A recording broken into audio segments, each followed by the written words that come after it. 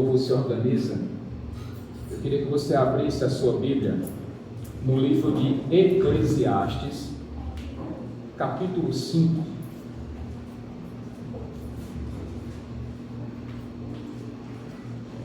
Eclesiastes, capítulo 5.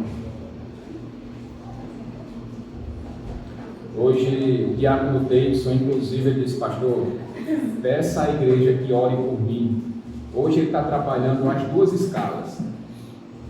8 horas durante o dia, aliás, 12 horas durante o dia e mais 12 horas durante a noite. Ou seja, hoje ele está no turno de 24 horas. Deus te abençoe, meu irmão. Força para trabalhar. Eclesiastes, capítulo 5. À medida que você for encontrando, fique de pé, por favor, em reverência à palavra. Todos encontraram? Vou pedir que o irmão Daniel faça a leitura, por favor, meu irmão. Do versículo 1 até o versículo 7. Eclesiastes, capítulo 5. Do versículo 1 até o versículo 7. Quando você for ao santuário de Deus, seja reverente. Quem se aproxima para ouvir é melhor do que os tolos que oferecem sacrifícios sem saber que estão agindo mal. Não seja precipitado de lábios, nem apressado de coração para fazer promessas diante de Deus. Deus está nos céus e você está na terra, por isso fale pouco. Das muitas ocupações brotam sonhos. Do muito falar nasce a prosa vã do tolo. Quando você fizer um voto, cumpra-o sem demora, pois os tolos desagradam a Deus. Cumpra o seu voto. É melhor não fazer voto do que fazer e não cumprir. Não permita que a sua boca o faça pecar, e não diga ao mensageiro de Deus: o meu voto foi engano. Porque irritar a Deus com o que você diz e deixá-lo destruir o que você realizou. Em meio a tantos sonhos, absurdos e conversas inúteis, tenha temor de Deus. Soberano Deus, eterno Pai, quero te agradecer, Senhor, por esta oportunidade de eu ter aqui estarmos, pelos louvores que podemos, Deus, Senhor, engrandecer e exaltar. Muito obrigado, Deus, pelos teus cuidados, pela semana abençoada, Deus, pela tua presença em nossas vidas, pela tua infinita misericórdia, Deus, que tem nos alcançado, Deus, a cada dia, Deus, nosso tempo, Senhor, te agradecer, Senhor. Que o Senhor possa, Deus, agora nos falar nos nossos corações, com a tua poderosa palavra, que vai nos exortar, Pai, para que possamos, Deus, continuar, Senhor, com este entendimento, com perseverança, Deus, a tua palavra, Deus, a qual nos resgatou, Senhor, do inovação do pecado, e tem nos transformado, Deus, para a honra e glória do teu santo nome, Senhor. Deus, é assim que eu te agradeço, no nome de Jesus, Pai. Amém. Amém. Amém. Podem sentar, meus irmãos. Nós estamos em uma série de pregações na exposição desse livro de Eclesiastes. E nós, desde janeiro, estamos expondo essa carta, esse livro. E, meus irmãos, nós sabemos que quem escreveu o livro de Eclesiastes foi Salomão. No final, mais ou menos no final da sua vida, quando Salomão já era um homem maduro e já havia passado por muitas situações, tinha muita experiência de vida. E agora ele meio que está compilando todos os seus aprendizados, tudo aquilo que ele adquiriu ao longo dos muitos anos. Ele está transmitindo. É evidente que, inspirado pelo Espírito Santo de Deus, ele colocou isso. E aprove a Deus que esse livro de Eclesiastes entrasse no cânon bíblico. E, meus irmãos, não tem coisa melhor do que nós começarmos o ano estudando esse livro, porque Salomão teve todas as experiências possíveis e imagináveis que uma pessoa pode ter. Ele procurou o sentido para a sua vida em tudo, como ele mesmo disse. Mas tendo procurado um sentido para a sua vida, para a sua existência, tendo procurado um propósito para a sua vida em todas as áreas, ele chegou a uma conclusão: que isso tudo é uma grande inutilidade, é correr atrás do vento. Ele se aprofundou em muitas áreas. Ele estudou tudo aquilo que uma pessoa normal, ele se debruçou sobre tudo. Mas no final, meus irmãos, ele disse que todo esse esforço, correndo atrás do vento, era como aquele cachorro que fica correndo atrás do rabo. Não chega a lugar nenhum e fica parecendo doidinho, só correndo atrás do rabo, tentando morder o próprio rabo, sem conseguir. E olha que quem está escrevendo isso, meus irmãos, é Salomão, o homem mais sábio da sua época, um dos homens mais ricos do seu tempo. Tempo esse, inclusive, que ele disse: olha, gente, tem tempo para tudo, viu? E se vocês ainda não sabiam, quem controla a sua vida é o próprio Deus. Foi Deus quem determinou o dia que você nasceu. Foi Deus também quem já determinou o dia que você vai morrer. E nesses poucos anos de vida que nos restam, mais ou menos 70, 80 anos, como a Bíblia diz, o que passar disso é fadiga, é cansaço. O que é que você tem feito durante esses anos? Como é que você tem aproveitado os seus dias, os seus anos? Será que você não entendeu ainda que até o sorriso que vem na sua boca foi Deus que proporcionou para você? E Ele vai dizer: olha, gente, não precisa ficar correndo atrás do vento, não. Isso é bobagem. Eu já fiz isso. Eu já procurei felicidade na bebida e não encontrei. Eu já procurei a felicidade na fama e não tive. Não foi proveitoso para mim. Eu já procurei o sentido para a minha vida no dinheiro e tive muito, mas isso não alegrou minha vida. Eu procurei essa satisfação, inclusive, com mulheres, e olha que Salomão teve bem pouquinho, quase nada, 700 esposas e 300 concubinas, e ele disse que também não encontrou a felicidade nisso. Mais uma vez ele repete: isso é uma grande inutilidade. Debaixo do sol, meus irmãos, nós encontramos muita canseira, muita fadiga. E nós chegamos domingo passado no capítulo 4, e Salomão disse: olha, gente, eu descobri uma coisa terrível. Ainda existe muita opressão por conta daqueles que detêm o poder.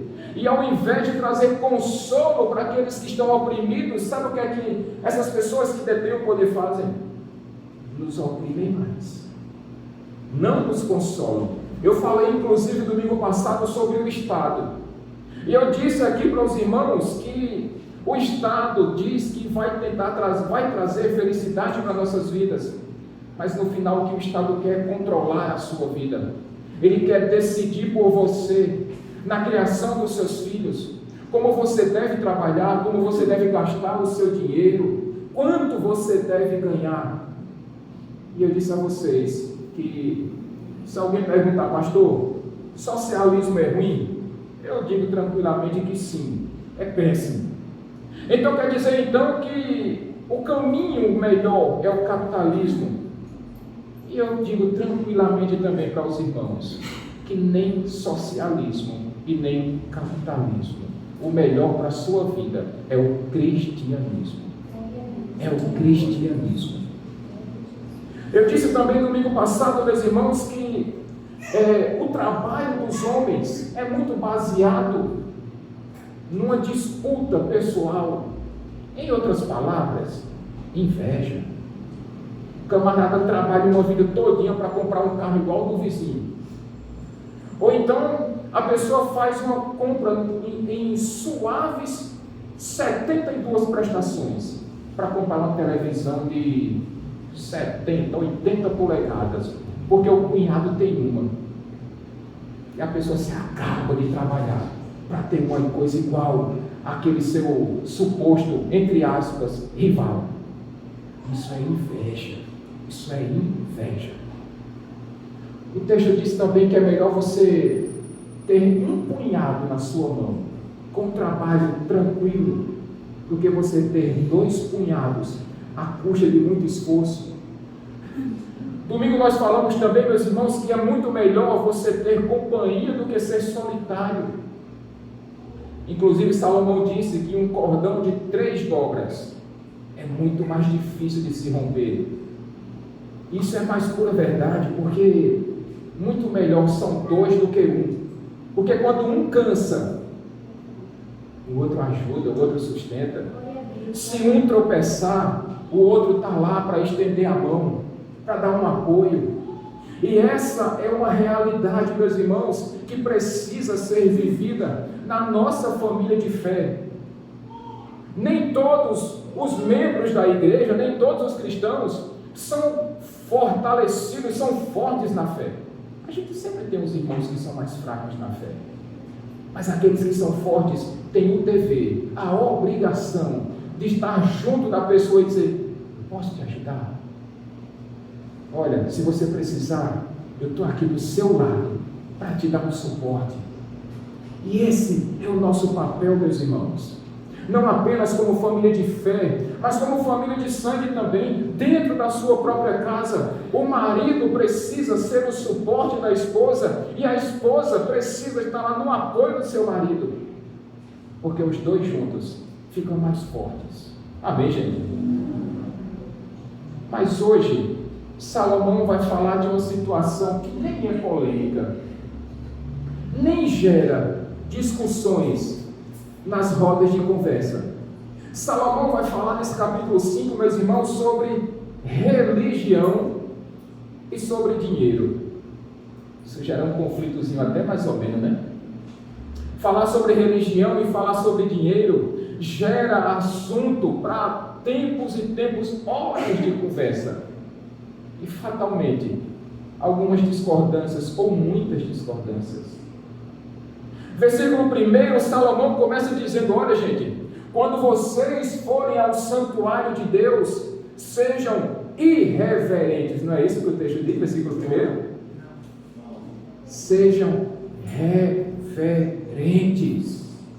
Pastor, o que é ser reverente dentro da igreja? É ficar de paletó e gravata, de calça social, de sapato social e com uma Bíblia debaixo do braço? Não é isso que Salomão está dizendo, e não é isso que Cristo requer de você e de mim. Quando Salomão fala sobre reverência aqui, meus irmãos, ele fala sobre um respeito, sobre guardar os seus passos. E veja, a falta de noção de muitas pessoas. Porque se você chega, por exemplo, aquelas pessoas que estão mais acostumadas com missionários, aqueles que fazem missões transculturais, que vão para outros países, outras culturas, outras realidades. Se você chega ali na África, um culto dos nossos irmãos em Cristo, aquelas pessoas tocando aqueles tambores, aquela música alta, aquele povo dançando, pulando, gritando, aquele culto de 7, 8 horas. Você vai dizer: pastor, isso é culto a Deus? É a cultura deles. Certamente, se você for num país asiático, você vai ver aquele pessoal mais contido. Mas, irmãos, a questão que Salomão traz para você e para mim não é a cultura que está sendo aqui colocada em xeque, não. O que Salomão está querendo colocar aqui em xeque e chamar a minha, a sua atenção é quando você vem ao santuário de Deus, quando você vem à casa do Senhor. Ele quer saber como é que está isso aqui, ó.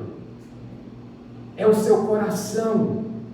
Por que você veio à casa de Deus? Por que você veio a essa casa de fé e de oração? Como é que está seu coração nessa noite? Você veio simplesmente para cumprir tabela? Para mostrar para a sua família que você é crente? Porque você tem boas amizades aqui dentro? Ou porque você veio verdadeiramente adorar aquele que é o autor e consumador da sua fé? O que foi que te trouxe à casa de Deus nessa noite? Foi uma mera formalidade? Ou é um desejo, um anseio, um anelo de louvar e exaltar o nome do Senhor? Porque, meus queridos irmãos, eu considero um grande desrespeito quando você vem para a casa de Deus e fica assim, ó, mexendo no telefone. E você para de escutar a palavra de Deus que está sendo pregada, porque você fica grudado, com os olhos fixados no seu telefone. Ah, pastor, estou lendo a Bíblia. Ah, pastor, mas é porque eu preciso estar conectado. Tem algum médico aqui nessa noite? Acho que não, né? Policial, bombeiro, juiz.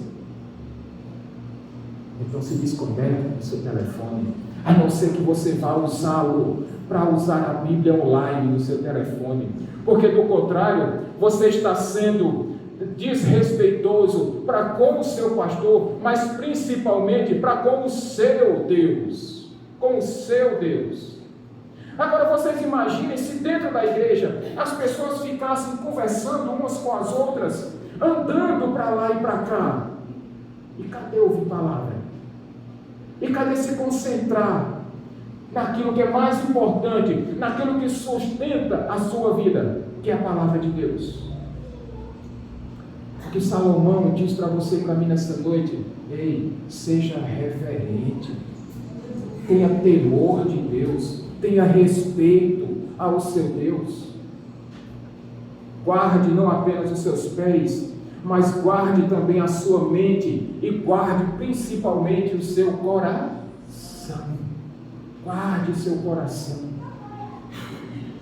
Salomão vai dizer, meus irmãos, olha, aquele que se aproxima para ouvir é melhor do que o tolo que oferece sacrifícios sem saber que está agindo mal. Meus queridos irmãos, falar sobre religiosidade é algo complexo, mas a gente não pode desassociar dessa conversa a religião. Pastor, toda religião é ruim? Não. Inclusive, a religião é o último freio moral da nossa sociedade. E não pode e não deve ser descartada das nossas vidas. O problema não é ter uma religião, o problema é usar de uma pseudo-religiosidade, é ser um religioso. É muito melhor você se aproximar para ouvir a palavra de Deus. Vocês lembram de Marta e Maria? Quando Marta trabalhando para cima e para baixo, correndo para um lado e para o outro, e o que é que a sua irmã Maria estava fazendo? Sentada aos pés de Cristo, ouvindo os ensinamentos do Mestre. E Jesus disse: Marta, não briga com a tua irmã não, porque ela escolheu a melhor parte, e a melhor parte é a palavra de Deus. E entenda, meus irmãos, que eu não estou descartando o trabalho, não, absolutamente. É mais do que necessário termos trabalhadores dentro da igreja, mas nada disso substitui você estar com o seu coração totalmente voltado para o ensinamento e para a palavra que está sendo ministrada hoje. É muito melhor você ouvir do que aqueles tolos que oferecem sacrifícios sem saber que estão agindo mal. E quando Salomão fala sobre esses sacrifícios, para quem está acompanhando a leitura bíblica que nós estamos fazendo, Pedro, Jeane, Guilardo, Luciana, nós estamos fazendo esse ano a leitura bíblica anual acompanhada, vamos dizer assim, porque a gente faz a leitura, todos fazemos a mesma leitura, e depois vem as perguntas e vem as explicações do grupo da igreja. Então, é uma leitura acompanhada e explicada. E nós estamos vendo lá o livro de Levítico, e nós vimos e lemos o tanto de sacrifícios que foram feitos. Mas, irmãos, pense no religioso, aquela pessoa que é estritamente religiosa, e ela acha que oferecendo sacrifícios a Deus, ela vai agradar o Senhor. Lembrem que Jesus foi um dos que mais jogou contra, exortou, confrontou os fariseus. Agora preste atenção em mim aqui. Os fariseus eram aqueles religiosos que supostamente ofereciam ali sacrifícios a Deus, mas na verdade o coração deles estava longe, porque eles estavam diante do Deus encarnado e não entenderam e não quiseram aceitar, preferiram ficar oferecendo sacrifícios. Todos.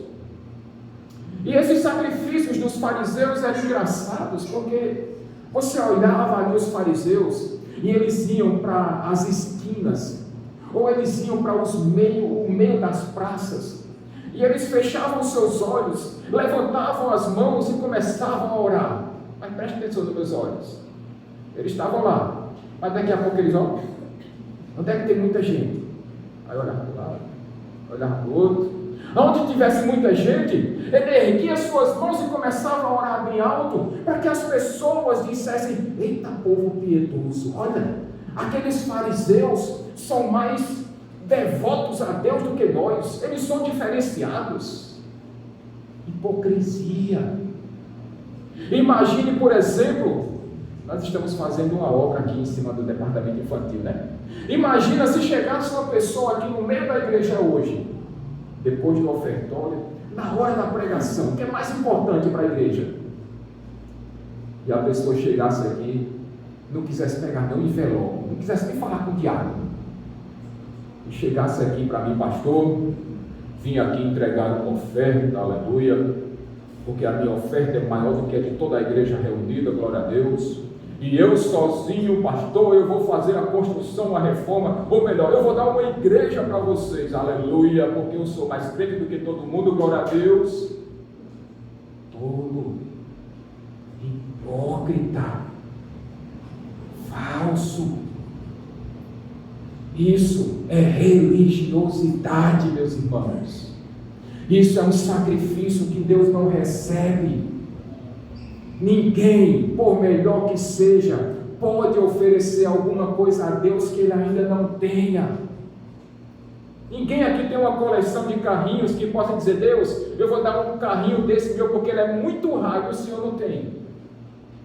Ou eu vou dar uma grande oferta a Deus porque eu sou rico e eu vou pegar o Senhor de surpresa.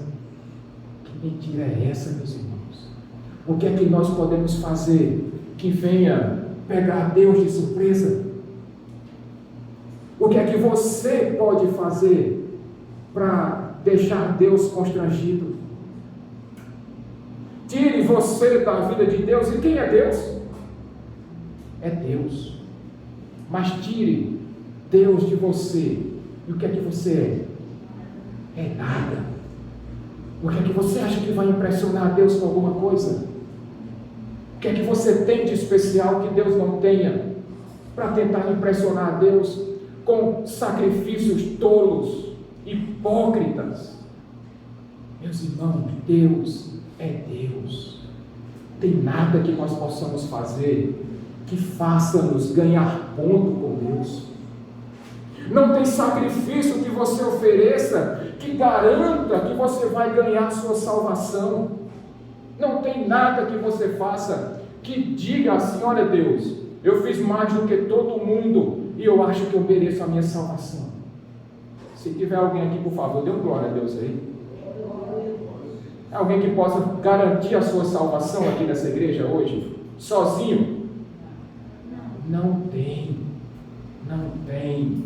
Aquilo que precisava para você ser salvo foi Deus quem fez, enviando o único filho dele para morrer por você naquela cruz do Calvário. Então não ache que você pode impressionar Deus, e não ache também que você pode ganhar a sua salvação com seus méritos, porque você não os tem.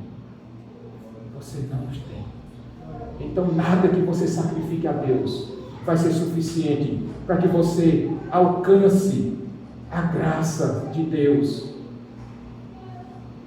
Ele continua dizendo: sabe o que é que o religioso faz, meus irmãos? O religioso é aquele precipitado de lábios e apressado de coração, e fica doido para fazer promessa. O religioso é aquele que é apressado de lábios, que acha que é mais importante, que sabe mais do que todo mundo. O religioso, se brincar, acha que sabe mais do que Cristo. e quer ser o porta-voz de Deus. Que bobagem, que grande bobagem. Tiago vai nos dizer, inclusive, que nós temos duas, mas nós só temos uma. Isso é para a gente falar menos. Isso é para nós falarmos menos, meus irmãos, e ouvirmos mais. O religioso também é aquele que é apressado de coração. É aquele que vive correndo, fazendo promessas para tudo. Promessa para aquilo outro. E acha, inclusive, que fazendo essas supostas promessas, vão conseguir ganhar alguma coisa de Deus. Meus irmãos, a religiosidade, ela pode inclusive matar a nossa fé. A religiosidade pode matar a nossa fé. Porque o religioso é aquele que quer fazer tudo, que quer conquistar tudo, através de promessas, de sacrifícios, de tentativas. Mas quando isso não dá certo, ou quando se depara com falsos líderes religiosos, pseudos líderes religiosos, que prometem aquilo que não podem cumprir, e que acham que colecionando regras, isso vai fazer com que você vá crescendo na fé. Conversando com uma pessoa recentemente, ela disse: pastor, na igreja que eu congreguei, se a gente trouxesse muitas pessoas para a igreja, a gente ia ganhando títulos.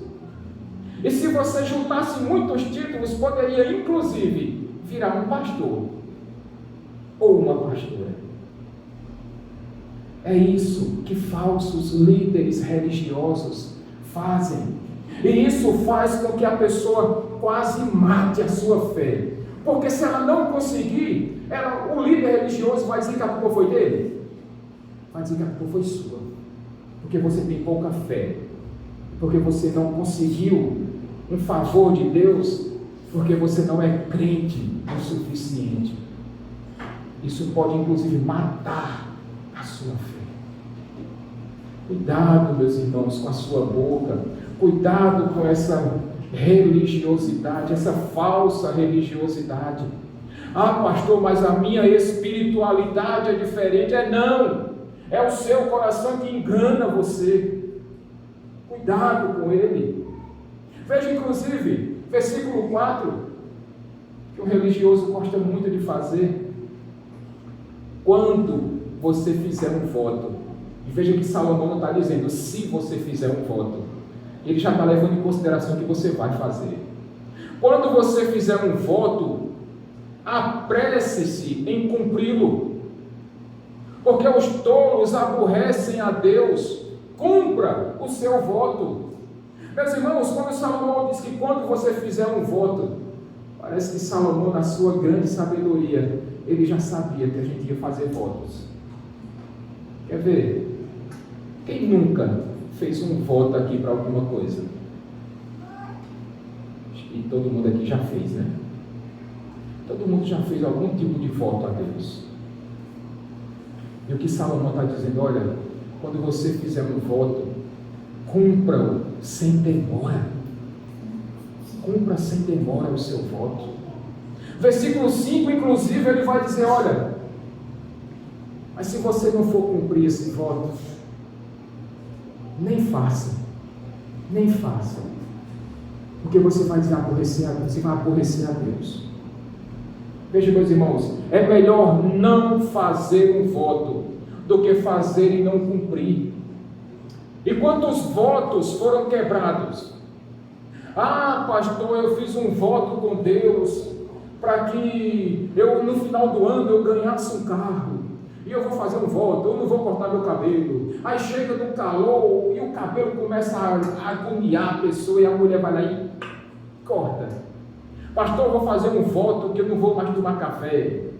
Mas quando chega aquele cheirinho de café, a pessoa vem, fica doidinho. Se eu vou quebrar meu voto é hoje. É hoje. E particularmente, meus irmãos, Cuidado com os votos que você tem feito. Se você fizer, cumpra-o. Mas se você sabe, se você entende que você não é capaz de cumprir o seu voto, nem faça. Nem faça. Porque você vai aborrecer o seu Deus. E você vai ficar em maus lençóis com o seu Deus. Religioso tem dessas situações, meus irmãos. E isso é mais comum do que você imagina. Pastor, eu fui numa igreja que o pastor fez a campanha dos 7 candelabros, que cada candelabro tinha 7 velas, e para cada vela você vai fazer 7 pedidos, e para cada pedido desses 7 candelabros, que tinham as 7 velas, que cada vela tinha 7 pedidos, Deus é obrigado a cumprir 70 vezes 7 cada pedido desse. Tá bexiga. Você acha que Deus vai cair nessa baboseira, meus irmãos? Essas campanhas furadas, tentando colocar Deus entre as cordas, tentando colocar uma faca no pescoço de Deus. Deus é Deus, meus irmãos, e Ele não se move por causa da vontade humana. Deus não precisa do meu voto nem do seu voto, mas quem precisa dele somos nós. Por isso, cuidado com aquilo que você diz, cuidado com aquilo que você fala, porque viver uma vida de religiosidade pode inclusive afastar você de Deus. Amém, gente? Mas Salomão entra agora no segundo ponto. Salomão falou sobre religião, religiosidade. Mas Salomão vai falar também, meus irmãos, numa situação que gera debates à vontade. Ele vai falar sobre dinheiro. Versículo 8, Salomão vai dizer, olha, e quando você vir um pobre na província, sendo oprimido, tendo seus direitos e a justiça negados, não se surpreenda, porque aquele oficial que fez isso, tem um oficial sobre ele, e esses 2 oficiais têm outros oficiais superiores a ele. É muito melhor você ter um rei que se preocupa com a agricultura. Em outras palavras, meus irmãos, o que Salomão está dizendo, olha, meus queridos, o mundo que Deus criou é bom. É bom. Deus, quando criou o mundo, Ele disse que isso foi bom. O ruim é esse sistema político, econômico, social que nós vivemos. Ele foi corrompido pelo pecado. Ele foi manchado pelo pecado. E esse sistema é corrupto. Existe sim, nós vimos domingo passado, existe opressão, existe inveja, existe ganância. Tudo isso está dentro do pacote, meus irmãos. Então, não se surpreenda quando você encontra injustiça. Não se surpreenda quando você encontra juízes que vendem sentenças. Não se surpreenda quando o judiciário entra no noticiário policial. Não se surpreenda quando o legislativo faz tramóias, convênios com o executivo. Isso eu digo em todas as instâncias. Não se surpreenda, porque essa vida debaixo do sol, contaminada pelo pecado, não tem nada de bom para nos oferecer. Não se assuste. Esse é o mundo que nós vivemos, viu? Debaixo do sol é opressão, inveja, ganância, cobiça, trapaça, engano, roubo. Tudo isso tem. Mas aí, meus irmãos, sabendo que esse sistema é corrompido, Salomão vai dizer no versículo 10: e quem ama o dinheiro nunca terá o suficiente. Eita! O problema não é ter dinheiro, meus irmãos. Quisera eu que todos os membros dessa igreja fossem muito ricos.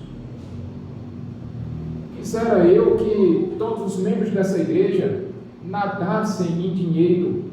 O problema não é ter dinheiro, o problema é ter apego pelo dinheiro. Aliás, a Bíblia já disse que o amor ao dinheiro é a raiz de todos os males. Aí você pega uma pessoa que ama o dinheiro e ela nunca se conforma, ela nunca está satisfeita com o que tem, e está sempre correndo atrás de mais, e mais, e mais, e aquilo que tem nunca é o bastante, sempre quer mais um pouquinho, sempre é possível ganhar mais um pouco, e para isso, trabalho com força, trabalho até umas horas, trabalhando sem parar. Quem ama as riquezas nunca está satisfeita com os seus rendimentos. E Salomão vai dizer que isso também não faz sentido. Tem pessoas que são tão apegadas, amam tanto o dinheiro, Pedro, que fazem como aquele pessoal que recentemente ali em Campina Grande, a cidade vizinha nossa, caiu naquele conto do vigário, dos bitcoins. Enquanto a poupança do nosso país oferece mais ou menos uns 6, 7% de rendimento ao ano, o camarada oferecia isso ao mês. E a cobiça, o apego ao dinheiro, o amor ao dinheiro, a insatisfação com que a pessoa tinha era tão grande que a pessoa não pensou com razão, pensou com cobiça e ganância. E aí, muitas pessoas venderam suas casas, seus carros, suas propriedades, fizeram empréstimos bancários para investir nesse suposto negócio da China. Resultado? Quebraram. Pessoas tiraram suas próprias vidas porque não aguentaram a pressão. E isso não tem outro nome que não seja ganância, amor ao dinheiro. Quer ver um outro problema? Quando você passa a ganhar muito dinheiro, tem certos locais que já não satisfazem mais o seu coração. Você vem para o Valentina, aí compra um apartamento, aí vai morar, tranquilo, sossegado. Só que agora você já não ganha mais o salário mínimo. Você ganhou uma promoção, você passou no concurso público, e agora você ganha 5 salários mínimos. E aí, os seus olhos já não olham mais com tanta alegria para o Valentina. Sabe por quê? Porque você acha que pode morar no outro bairro um pouco melhor. Aí vai passando o tempo, e você recebe uma promoção, ou você estuda mais um pouquinho, passa num concurso para você ganhar mais. 10 salários mínimos. Olha, de 1 salário mínimo para 10, diga aí, recebo, pastor. Mas agora, aquilo que outrora era legal para você, aquelas amizades que você tinha antes, já não alegram mais o seu coração. E resultado, faz como quase todo mundo que tem dinheiro aqui em João Pessoa. Vou morar onde? Na praia. Aí deixa aquele apartamento de 120, 150 mil reais do Valentina e vai comprar um apartamento de 2 milhões lá naquele bairro, de frente para o mar, vista definitiva para o mar. Aqueles amigos da igreja do Valentina já não lhe satisfazem mais porque você ascendeu na vida social e você quer novas amizades, pessoas que tenham tanto ou mais dinheiro do que você, pessoas que tenham os mesmos ideais financeiros que você, e você fica dependente daquele ciclo. Há um outro problema aqui também. Salomão vai dizer: olha, o trabalhador, quando ele vai dormir, aquele que ganha pouco, ele tem um sono tranquilo, quer comendo pouco ou comendo muito, tanto faz se ele come um pão ou se ele come uma pizza, o sono dele vai ser sossegado toda noite. Mas aquele que é apegado ao dinheiro, nem dormir o camarada consegue, porque no outro dia ele já fica lá planejando lá no tablet dele: o que é que eu vou ter que fazer para ganhar mais dinheiro amanhã? O que é que eu preciso inventar para ficar mais rico? E o sono já não é mais algo satisfatório se torna ali um empecilho. Se eu dormir, eu deixo de pensar como é que eu vou ganhar dinheiro. E se eu não ganhar dinheiro, eu não vou ficar sossegado. E se eu não ficar sossegado, corre o risco de eu sair da praia e voltar para Valentina. E eu quero mais dinheiro, e eu me apeguei ao dinheiro. E aquele que é apegado ao dinheiro, meus irmãos, é tão grave isso. Eu estava me lembrando de um exemplo. A filha chegou para o pai. E o pai é assim, está a chave de mão fechada assim. E está amarrado com o camarada dela. E a filha chegou para o pai e disse: pai, eu comecei a namorar com um rapaz. Ele me deu um presente tão bacana. E eu queria dar um presente para ele também. Olha, meus irmãos, vai vendo. E a filha disse: pai, o senhor me dá R$100 para comprar um presente para meu namorado? E pais, por favor, essa filha já tinha 25 anos, viu? Só para acalmar o coração de vocês. A filha já tinha 25 anos já. Não tinha 18, nem 17, nem 19, não. Tinha 25, para vocês ficarem tranquilos. E o pai disse: minha filha, para que 100, se 50 é muito? Tome 20, gaste 10 e traga o troco. Eu digo: miserável. No final das contas, o pobre do namorado não vai ganhar nada. Porque o camarada é tão miserável, é tão avarento, tão unha de fome. E a filha pediu 100, ele disse: para que 50, se 20 é muito? Gaste 10 e traga o troco, viu? É um bicho amarrado, danado. Porque quem é apegado ao dinheiro, meus irmãos, é desse jeito. Ele não fica feliz em deixar de ganhar, mas ele fica mais triste ainda quando ele perde. Esse é o avarento. E a riqueza, infelizmente, leva a alguns problemas. Primeiro, que o rico, ele deixa de viver porque ele ama mais o dinheiro do que a própria família. E veja, meus irmãos, eu estou dizendo tudo isso, mas não tem problema nenhum em você trabalhar, em você conquistar as coisas, em você poder usufruir disso aí. Não, isso aí não é errado, não. Pecado é você ser avarento. Pecado é você ser amarrado. Pecado é você ser unha de fome. Isso é pecado. Mas aquele que é muito apegado ao dinheiro, ele se transforma em um homem ganancioso, uma mulher gananciosa.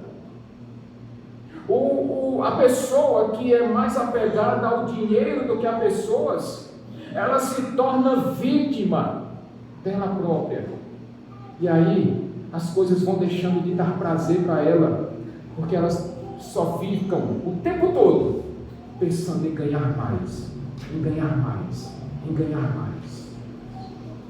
Essas pessoas deixam de viver e se tornam escravas de um ídolo, o dinheiro, que a Bíblia também chama de mamon. E isso sim é pecado. Tiram Deus e colocam o dinheiro no lugar de Deus. E isso sim é pecado, meus irmãos. Mas talvez você já tenha escutado também, ou você próprio já tenha dito: pastor, esse povo que vive atrás de dinheiro, dinheiro, dinheiro, dinheiro, quando morrer eles vão levar quanto? Não vão levar nada. Veja se não é isso que vai dizer aí o versículo 15 e o versículo 16. Salomão vai dizer: olha, vocês vieram nus do ventre de suas mães, e nus vocês também voltarão, viu? Todo esse seu esforço debaixo do sol não vai garantir nada na eternidade. De que vale todo o seu esforço, as horas que você perdeu com a sua família? De que vale os momentos que você deixou de vir à igreja porque você preferiu juntar, acumular dinheiro, olhar para a sua conta corrente e ver que tem muito dinheiro, e quando você morrer, você vai levar terra na cara?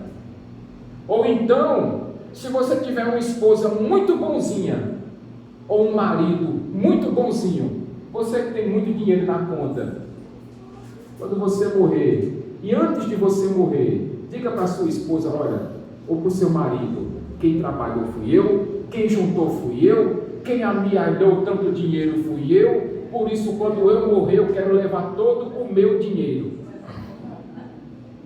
Se você tiver um marido ou uma esposa bacana, igual o pessoal daqui da igreja, a esposa ou o marido, ela vai preencher uma folhinha de cheque e vai botar um portador para você descontar lá quando você chegar, viu?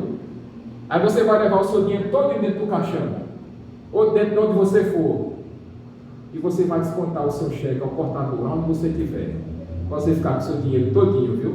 Amarrado. Aí quando você morre, a pessoa que lá, o seu marido ou sua esposa, vai dizer, já foi tarde, que agora eu vou gastar tudinho. E o pior é que essas pessoas que são muito apegadas ao dinheiro causam um mal tão grande dentro da sua casa que os filhos ficam com raiva dos pais. A esposa ou o marido se torna cobiçoso ou cobiçosa também, porque diz logo, eu tive junto dessa abençoada a vida todinha, aí agora que tem dinheiro eu vou deixar, eu vou ficar junto aqui, colado, emendado, soldado. E a pessoa se torna cobiçosa também, o cônjuge. Isso arrebenta com uma família, meus irmãos. Arrebenta com uma família. Mas como é que então nós podemos concluir? E aliás, no versículo 17, Salomão vai dizer que as pessoas que vivem desse jeito, elas vivem nas trevas, elas adoecem, elas ficam amargas e elas não encontram motivação nas suas vidas. Vocês conhecem alguém desse jeito? Que é tão amarrado, tão apegado ao dinheiro, que vive nas trevas, que vive adoentado e que tem um coração totalmente amargurado, porque gosta mais do dinheiro do que de pessoas. Isso é sério, meus irmãos. A gente tenta levar isso com um pouquinho de descontração, mas isso é importante, isso é sério demais. E como é que Salomão conclui então essa passagem? Porque olha, pastor, se na religiosidade eu não encontro sentido para a minha vida, e não vai encontrar mesmo, viu? Na religiosidade não. Se no dinheiro você também não vai encontrar um propósito para a sua existência, olha o que é que Salomão vai dizer no versículo 18. Descobri também que para o homem o melhor e o mais importante é comer, beber e desfrutar do esforço do seu trabalho nesses poucos dias de vida que Deus lhe concedeu. Essa é a sua recompensa. É você desfrutar do esforço do seu trabalho, entendendo, meus irmãos, que isso é uma recompensa de Deus. É quando você para de olhar para debaixo do sol e você começa a olhar para cima do sol e saber que tem um Deus provedor, um Deus generoso que está te dando isso como recompensa pelas oportunidades que Ele concedeu para você, pelas portas que Ele abriu para você. Por isso, chama as pessoas que você ama. Quer ver um exemplo? Eu estava conversando com o Davidson antes de começar o culto. Ele disse, pastor, eu já conversei com meu pai, o dia lá no mês de... É junho ou julho, Davidson? O dia lá, o mês, é junho ou julho? Junho, né?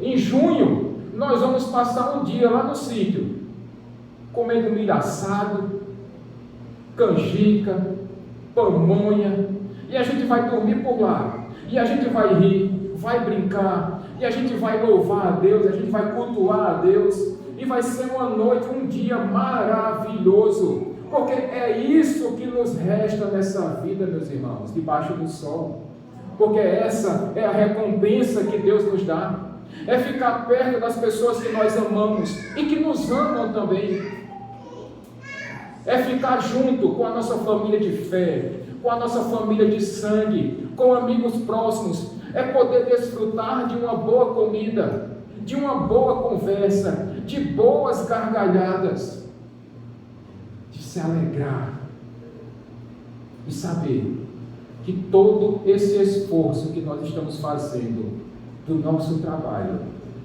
isso tem sido uma recompensa que Deus tem nos dado.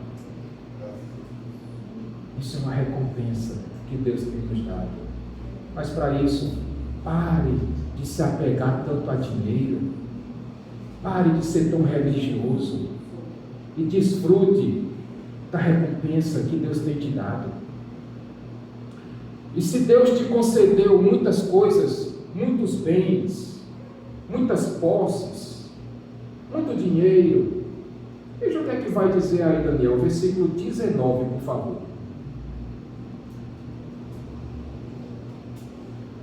E quando Deus concede riquezas e bens a alguém e o capacita a desfrutá-los, a aceitar a sua sorte e a ser feliz em seu trabalho, isso é um presente de Deus. Aleluia! Aquela sua casa bacana, com aquela piscina que tem 50 metros de comprimento por 15 de largura. Eita, Deus, isso não é uma piscina mais não, isso é quase um mar. A piscina que Deus te deu, a casa que Deus te deu, os carros ou a moto que Deus te deu, até mesmo a bicicleta que Deus te deu, a sua empresa, o seu trabalho, isso é presente de Deus para a tua vida.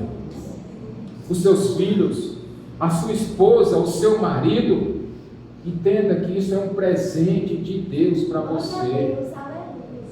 Agora, se Deus te concedeu essa casa bacana, com uma piscina boa, uma churrasqueira daquela que já vem até com um motorzinho, que não precisa nem girar o espeto, Daniel. O motor já gira sozinho, para ficar a carne toda assadinha por igual, Lena. Aquela galinha do pé seco que Alberto tanto gosta. Eita, pila. Aquela churrasqueira que já vem com um motorzinho. Se Deus te concedeu essa graça, esse presente, é para você compartilhar com as pessoas que estão à sua volta. Eu estou pedindo a Jesus que irmã Dorinha construa uma piscina lá na casa dela. Eu venho falando isso desde 2019, quando eu cheguei aqui e disse, irmã, bota uma piscina aí em nome de Jesus. Bota uma piscina em nome de Jesus.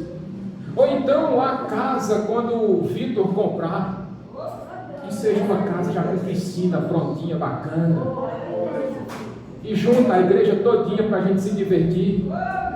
Oh, meus irmãos, a vida é tão breve para você ficar se amarrando com coisas pequenas. A vida é muito curta para você ficar se esquivando, se excluindo da presença das pessoas que amam você, que você ama, por causa de bexiga de dinheiro, ou porque você não quer ver os bens que você tem, para as pessoas não ficarem de olho grande. Dentro dessa igreja ninguém tem inveja de ninguém, amém? Amém. Eu já cansei de dizer aqui, se tem uma pessoa que fica feliz quando você adquire um imóvel, um carro, uma moto, quando você recebe uma promoção no seu emprego, esse é o pastor aqui, que fica feliz da vida quando você coloca aquele ar-condicionado no quarto que está caindo pedra de gelo lá, e você deixa de passar calor. Oh, meus irmãos, irmãos na fé, se alegram com o sucesso uns dos outros, porque nós entendemos que tudo isso é a recompensa do nosso trabalho que Deus nos dá, e isso é um grande presente de Deus. E as pessoas que vivem desse jeito, entendendo que isso é presente de Deus, versículo 20 vai dizer que essas pessoas passam a vida assim, ó, e nem sentem, são tão gratas a Deus pelo que têm, que passam a vida e nem tem tempo para reclamar, e nem encontram razões para murmurar. Mas aquelas pessoas que são tão apegadas ao dinheiro, são tão amarradas, tão avarentas, no Correia. Esse é antigo, Pedro. Só rico no Correia quem tem umas 35 primaveras para frente. Quem não tem, viu, Guilherme? Você está calado aí? Você está calado, mas quem tem umas 35 primaveras para frente vai se lembrar do Nonô Correia. Vai. Alberto não lembra não, ele só ouviu falar. É igual o caviar. Meus irmãos, esses poucos anos de vida debaixo do sol aqui que Deus nos concede, é para você usufruir, é para você ser grato, contente, satisfeito com aquilo que Deus te deu. Quer seja uma bicicleta, aquela barra circular, aquele bagageirinho, aquela bicicletinha vermelha, que tinha umas molinhas na sela, que você ia pedalando e ia balançando. Ou então, com aquele carrão importado. Tudo isso é recompensa de Deus. Mas quando você se apega mais ao dinheiro, a vida se torna um fardo para você. Porque você deixa de aproveitar as boas coisas da vida para somente juntar e juntar. E eu finalizo essa mensagem, meus irmãos, com pouquíssimas aplicações, diante de tudo que já foi falado essa noite. A primeira aplicação: não seja religioso. Meus irmãos, nós precisamos ser reverentes na casa de Deus, sim, mas Deus não requer de você e de mim que nós sejamos religiosos. Deus quer que você aprenda a depender dEle, porque tudo que você tem, vem do Senhor. Não tente barganhar com Deus, não tente negociar com Deus, porque você não tem nada para oferecer para Deus. Você não tem nada que possa completar Deus, porque quem é perfeito é Ele. Você não é não. Você não é não. Não seja opressor, não seja ganancioso, não seja invejoso, não seja cobiçoso e não ame mais o dinheiro do que as pessoas. E finalmente, entenda que todo esse esforço realizado, esse trabalho que você faz debaixo do sol, e no caso do nosso irmão Davidson, é debaixo do sol mesmo, viu? Porque como ele fica instalando as placas de energia solar, ele precisa de sol. Então, a vida dele é ficar debaixo do sol mesmo. Só que ao contrário do que esse texto está dizendo, a empresa dele é um presente de Deus para a vida dele. E se ele tem essa empresa, é porque foi Deus que concedeu.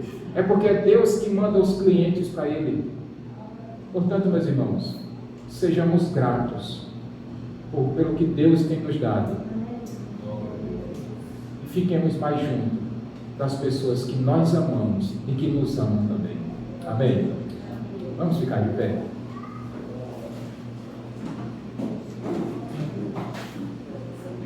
Enquanto os elementos da Santa Ceia serão passados, esse é um momento, como diz Paulo na carta lá que ele escreveu aos Coríntios, que você precisa avaliar